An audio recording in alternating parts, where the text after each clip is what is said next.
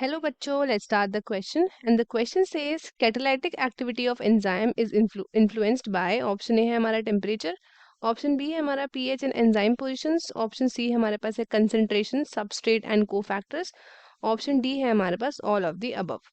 So let's start the key concept. The key concept of this question is enzymes. Key concept over here is enzymes. तो enzymes क्या है? ये हमारे होते हैं water soluble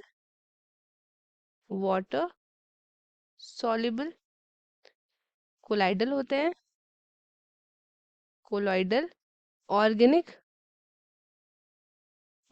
होते हैं, मैक्रो, बायोमोलिक्यूल्स।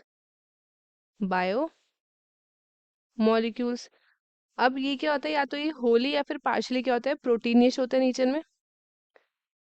कैसे होते हैं? प्रोटीनियस इन नेचर, और बायोलॉजिकली ओरिजिनेट होते हैं। बायोलॉजिकल इनका क्या होता है, इनका ओरिजिन होता है, और ये प्रोड्यूस होते हैं माइक्रो अमाउंट में, और ये केपेबल होता है इन कैटलाइजिंग स्पेसिफिक बायोकेमिकल रिएक्शंस। क्या करते हैं ये करते हैं catalyse biochemical reactions. Biochemical reactions अब कब करते हैं, तो ये under specific temperature and pH में करते हैं। क्या होता है, जो जो फैक्टर्स एंजाइम की एक्टिविटीज को अफेक्ट करता है वो देख लेते हैं।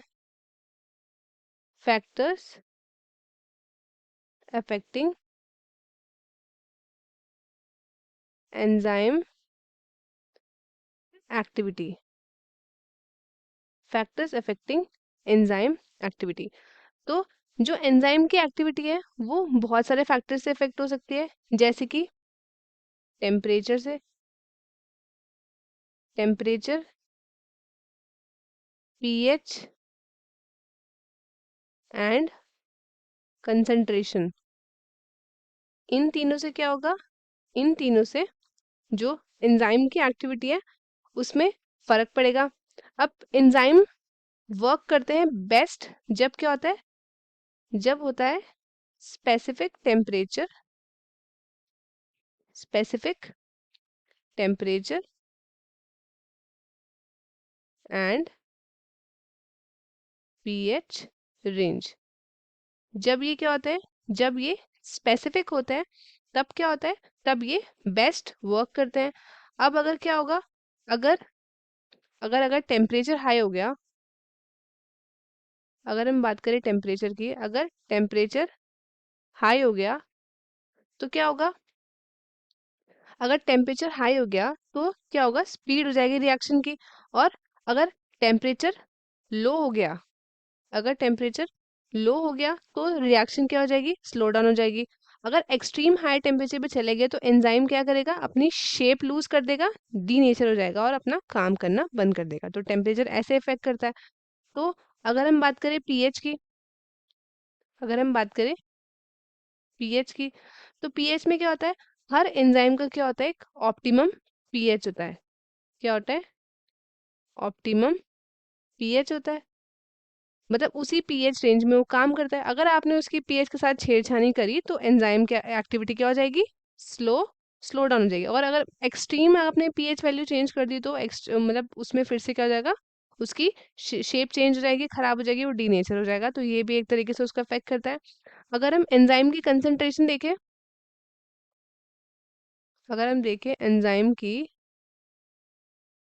कंसंट्रेशन, अगर आपने कंसंट्रेशन ऑफ एंजाइम को इंक्रीज करा तो क्या हो जाएगा, इंक्रीज करने के बाद रिएक्शन भी स्पीड अप होगी, क्योंकि उसमें एज लॉन्ग एज जब उसमें सबस्ट्रेट अवेलेबल नहीं है बाइंड करने के लिए तो क्या होगा, रिएक्शन आपकी इंक्रीज कर जाएगी। और फिर क्या हो जाएगा, तो ये भी आप एक तरीके से क्या करेगा, उसको इफेक्ट करेगा। फिर क्या होगा, जब इंक्रीज होगी एंजाइम की कंसंट्रेशन तो फिर क्या होगा, रिएक्शन भी स्पीड अप होगा। जब क्या होगा, जब सबस्ट्रेट होंगे वो उस पर बाइंड कर जाएंगे, और जैसे ही क्या करेगा, सबस्ट्रेट आपके ओवर हो जाएंगे, या फिर मतलब जितने हैं उतने सब बाइंड हो चुके हैं, तो उसके बाद फिर क्या होगा, रिएक्शन आपकी स्पीड में नहीं जाएगी। और फिर क्या होगा, उसमें कोई भी एडिशनल एंजाइम्स क्या करेंगे, उन मतलब एडिशनल एंजाइम्स के लिए कुछ भी बाइंड करने के लिए नहीं होगा। तो एक तरीके से ये भी इसको अफेक्ट करता है। तो अब हम चलते हैं क्वेश्चन की तरफ। क्वेश्चन में हमसे पूछा है catalytic activity of enzyme is influenced by temperature, yes. PH and enzyme positions, this is also correct.